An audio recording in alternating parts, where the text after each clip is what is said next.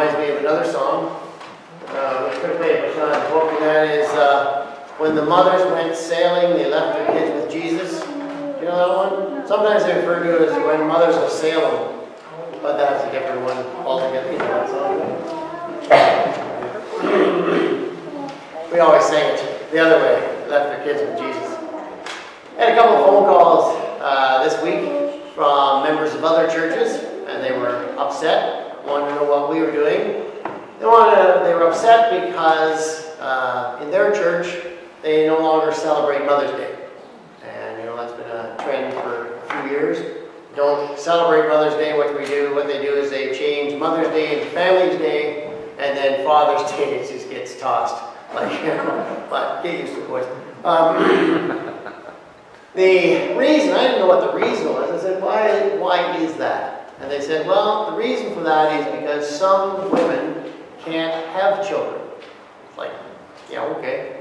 Well, I don't have any brothers, but we still sing about brothers and sisters in hymns and in prayers and things like that. And I'm not belittling the fact that some people can't have children, but I do recognize that while some people can have children, either by choice or by medical reasons, everybody did have a mother.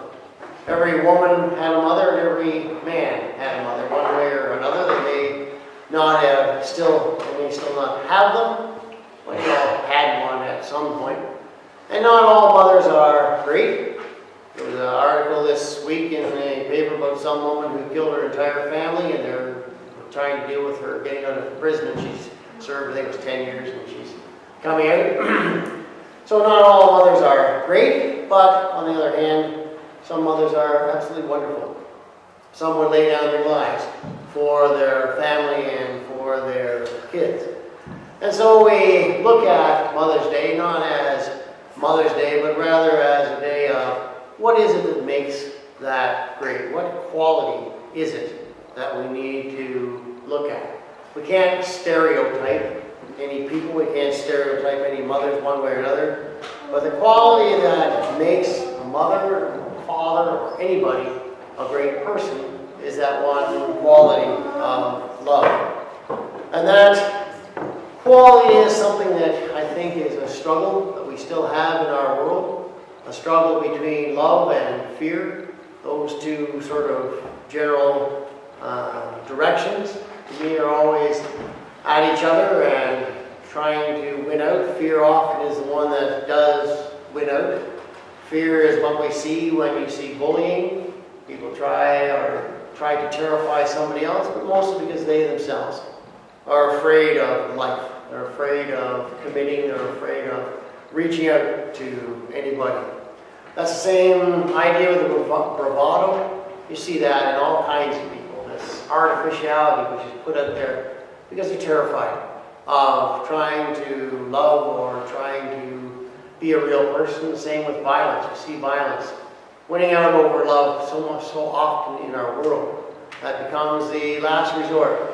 Sometimes it's the first resort for so many people. They turn to violence because they think it's a better way than love, and certainly the concept of revenge is out there. You know, somebody does something to you, you strike back in revenge, and you justify your actions by using the term of revenge. And so that struggle is going on, and yet we recognize that the true way to live is not through revenge or violence, but the true way to live is through love. The passage in John, the scripture, is the longest prayer in John's Gospel. And it's an interesting prayer. The last line, or last part of it is, God, the world does not know you, but I know you. And I will make it known, so the love with which you have loved me may be in them, and they may be one. He's stressing the idea that the most important thing is the concept of love. I don't know if you remember Ralph Milton. He was, I believe he was an church minister, but he wrote several books, sort of inspirational books. And his daughter, Carrie, when she was 15, he asked her, what's your concept of love and God? And she said this, when you know God loves you, helps you to love yourself. And when you love yourself, you can love someone else. Here I had the idea, even at that age, that it was important to recognize that you are loved. It's important to know you are loved, and when you are loved, then you can reach out in love to other people. Even at 15, she recognized that idea. I talk sometimes about the different stages of falling in love or being in love. There's different stages of love. And the first stage is a stage of falling in love. And this sounds weird. It doesn't always have to be with a person. That just sounds weird. But you fall in love with lots of things. You can fall in love with a hobby. You can fall in love with a new motorcycle. You can fall in love with... Throw that in. You're not getting another one. No, I know. You can fall in love with a motor since you're not getting any motorcycle. But you can fall in love with other people. You can fall in love with a puppy. You can't fall in love with a puppy. Often the first love, though, or the initial love, is a one-sided thing. Sometimes you fall in love with something because of your own need or your own desire to have a dog or be with somebody who you think is the right person. You have fallen in love with somebody who fulfills something in you that you need. Sometimes it's just a reflection of what you need, and sometimes that's the avenue that people sort of fall in love with God. They have a God in mind that they need, a God that's going to do certain things for them, and so they sort of fall in love with that idea or whatever it happens to be. The next stage to me is what we might call the discovery stage. And that's the point where you start to find out a little bit more. What is it? The idiosyncrasies become irritants? Is that what the phrase is? Will Rogers, he was a humorist. Will Rogers was a comedian, and he said at one point, that's right, we get those phone calls all the time. Here's a humorist, he's walking down the road with a friend of his, and he said, see, we're getting somebody else to do this perfectly. He's walking down the road with a friend of his, and he looked over at a fellow, and he said to his friend, I hate that man. And his friend looked at him and said, why do you hate that guy? And Will Rogers says, because I don't know him. And that's something that we all do. When we meet somebody that we totally don't know, or we do it sometimes with strangers, we do it sometimes with foreigners, we don't know somebody, and so we don't like them, or we don't trust them, we're not sure about them. And so we actually stay away from them. It's not until you get to know somebody that you can love that particular person. It's one of the problems with what they call the Stockholm syndrome, if you know that. That's the syndrome where somebody's kidnapped, and the more time they spend with the kidnappers, the more likely they are to like that person. And sometimes when somebody's kidnapped, they end up falling in love with the kidnapper, which makes it very difficult for the police to have charges at the end, because the person says, I don't want charges, I want to marry them. And so it's, once you get to know somebody, you have a totally different viewpoint of that person. Now sometimes it's the opposite too. Sometimes you fall in love with somebody or something, and then your discovery process changes, and you decide you might not like them, or you might not like that part of them. We just got a new puppy, and I can tell you when you come down in the morning in your bare feet, sometimes you don't like that puppy just as much as you might. But Jesus says, the more you get to know God, the more you understand this concept of love, the more it enhances your life. The more it becomes something that makes life worthwhile. The more you practice love, the more it beautifies life. You find out about things like mercy. You find out about things like forgiveness. And when you interact with somebody in mercy, you find that comes back to you. When you interact with somebody in forgiveness, you find that comes back to you. And instead of being a negative road or a violent road, it comes back in a positive way. It comes back in a loving way. And eventually you move towards the idea of unconditional love. And that's a very difficult thing for any of us, to understand the concept of unconditional love. Because so often the love that we have for whatever has conditions attached to it, and people say, well, I can only love that person because this and that and something else. Well, the idea of unconditional love is a goal that we need to move towards. Later in 1 John, in the Gospels, The sentence that John uses at that point is, love has no fear. Fear and the concept of love are at loggerheads, if you will, because so often fear has been used in place of love. So often fear has been used in religion, it's been used in governments, it's been used in relationships, it's been used in work, to try to keep somebody in line. When you love somebody, you take risks. When you love somebody, you go out on the ledge and you allow them to be who they are. And love includes all people. Christ was trying to explain to us that God loves all people. Sometimes that's a difficult concept for us as well. So often when I say that, somebody will come up and they'll say, well, yeah, but do you think God really loves so-and-so or this person of history or somebody? And I have to say, yes. God loves that person. We may not be capable of it, but God is capable of that. And then if we can put that as our goal, then we learn to love all other people. We may not agree with them. We may not agree with what they do or who they are. We may know that they vote for the wrong political party. Oh, sorry, that just... But we do know that they are human beings. We know that they are real people. And sometimes we have to love them in spite of some of the other things. Sometimes we learn to respect them. Sometimes we learn to understand them. That's the goal of what love is all about. The other story, the one in Acts, is a story of Saul and Paul and Silas. They're put in jail for preaching. They're flogged first, and they're thrown into the jail. And then there's this event where the jail cells are opened up and they get out after they're praying and singing. My personal interpretation of that is probably that Paul was such a terrible singer, the jailer just said, get out of here, I can't stand it. No. But on their way out of the jail, the jailer, the guard is there, and he's going to put himself to death. Now this is the guy, may not be the guy who flogged him, but it's certainly part of the same system. And for a lot of people who were thrown into a jail cell with all the rats and mice and all the other criminals, and they looked at the guard and the guard said, I'm going to kill myself. And the reason the guard was going to kill himself was because if any of his prisoners escaped, then he would be put to death. I don't think that's in any of the union agreements now with the jail guards. But in those days, if you let a prisoner go, you would be executed. So the guard was about to kill himself because it was better than what was going to happen. Paul could have looked at that guard and said, good, you're part of that system, you're part of the guys that beat me up, you're part of the guys who threw me in the jail, I'm quite happy if you die. But he didn't. He said, no, why don't you come along with us? We'll look after you, we'll safeguard you, we'll keep you alive so you can return to your family. And from that, there was a conversion experience. But Paul reached out to that guy who should have been his enemy. We need to spend more time in that direction of understanding love. The world definitely needs that.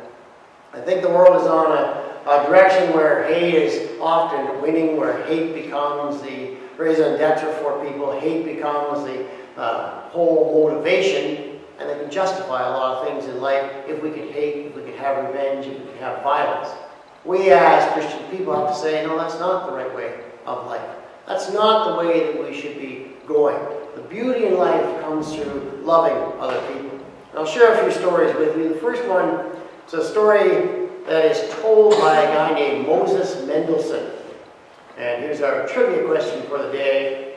What relationship was Moses Mendelssohn to Felix? Son? Grandfather. Beat, you lose. Moses Mendelssohn was the grandfather of Felix Mendelssohn, the composer, and Fanny Mendelssohn. But anyways, he was a Jewish philosopher in the 1700s. And he had a story that he used to tell. It was about a guy who was terribly disfigured, and he was hunchback. And in those days, in this story, it was in a prearranged marriage. And so the few days before the wedding was I call it the viewing. The bride and groom were to see each other for the first time. And the bride came forward and took a look at this hunchback, disfigured man and said, no way, I am not marrying this guy. She went back and told her family. So Moses, the guy in the story, said to the family, let me talk to her just for a few moments. And the story unveils is that he sits down with this woman, and she says, whatever happened to you? And he says, well, what happened was that a few days, or when I was younger, I guess, I had a vision of the woman that I was going to marry. And I had to learn to love her, even in spite of the fact that she was hunchback and she was disfigured. And I said to God at the time, I said, God, it's not fair for this woman to go through life like that. Give me her deformities. Let me be hunchbacked. Let me be disfigured so that she can go out and be a beautiful woman in the world. And of course, the end of the story is that she saw him for something very different than what she saw at first. And of course, in the end of the story, they get married because she sees the love that he has for her in spite of the physical deformities that are out there. It's one of the stories of how love won out in that particular case. And we're surrounded by those stories all the time. And certainly this week, coming out of Fort Mac, there's all kinds of stories of people reaching out way beyond what is necessary. There's a couple that come to mind. One is the story of a man, single guy, and he filled his truck up at a gas station. He was heading down the highway, came across another truck where a family was in the truck, and that second truck had run out of fuel. So he pulled his truck over the side of the road, and he told the driver of the truck without fuel, he says, you load your family in my truck and take my truck. We'll hook up someday and get the trucks sorted out. But you need this fuel in this truck more than I do this time. I can hitchhike, I can find a way, but you take my truck.